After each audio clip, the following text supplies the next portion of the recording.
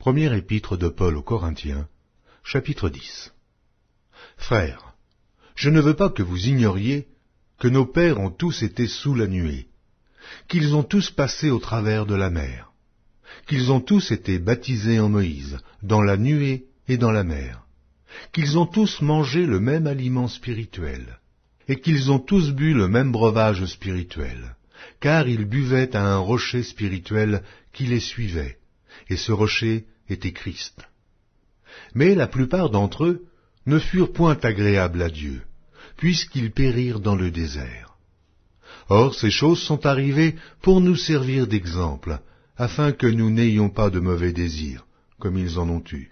Ne devenez point idolâtres, comme quelques-uns d'eux selon qu'il est écrit, le peuple s'assit pour manger et pour boire, puis ils se levèrent pour se divertir.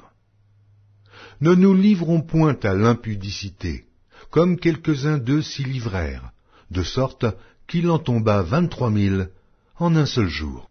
Ne tentons point le Seigneur, comme le tentèrent quelques-uns d'eux qui périrent par les serpents.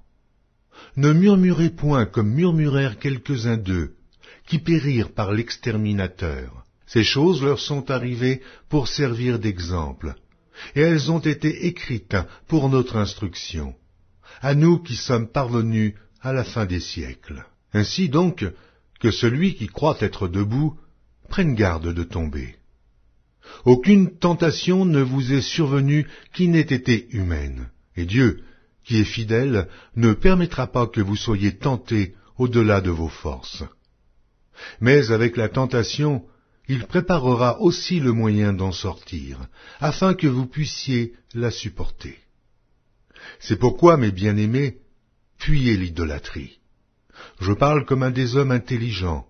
Jugez vous-même de ce que je dis. La coupe de bénédiction que nous bénissons n'est-elle pas la communion au sang de Christ? Le pain que nous rompons n'est-il pas la communion au corps de Christ? Puisqu'il y a un seul pain, nous qui sommes plusieurs, nous formons un seul corps, car nous participons tous à un même pain. Voyez les Israélites, selon la chair. Ceux qui mangent les victimes, ne sont-ils pas en communion avec l'autel? Que dis-je donc? Que la viande sacrifiée aux idoles est quelque chose, ou qu'une idole est quelque chose? Nullement. Je dis que ce qu'on sacrifie, on le sacrifie à des démons, et non à Dieu. Or je ne veux pas que vous soyez en communion avec les démons. Vous ne pouvez boire la coupe du Seigneur et la coupe des démons. Vous ne pouvez participer à la table du Seigneur et à la table des démons. Voulons-nous provoquer la jalousie du Seigneur? Sommes-nous plus forts que lui? Tout est permis, mais tout n'est pas utile. Tout est permis, mais tout n'édifie pas. Que personne ne cherche son propre intérêt, mais que chacun cherche celui d'autrui. Mangez de tout ce qui se vend au marché, sans vous enquérir de rien par motif de conscience. Car la terre est au Seigneur, et tout ce qu'elle renferme. Si un non-croyant vous invite, et que vous vouliez aller, mangez de tout ce qu'on vous présentera, sans vous enquérir de rien par motif de conscience.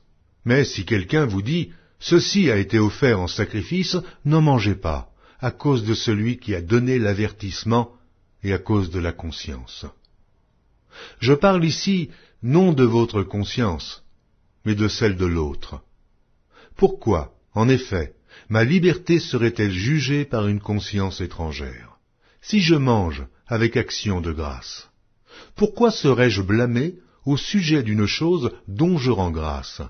Soit donc que vous mangiez, soit que vous buviez, soit que vous fassiez quelque autre chose, faites tout pour la gloire de Dieu. Ne soyez en scandale ni aux Grecs, ni aux Juifs, ni à l'Église de Dieu, de la même manière que moi aussi je m'efforce en toutes choses de complaire à tous, cherchant non mon avantage, mais celui du plus grand nombre, afin qu'ils soient sauvés.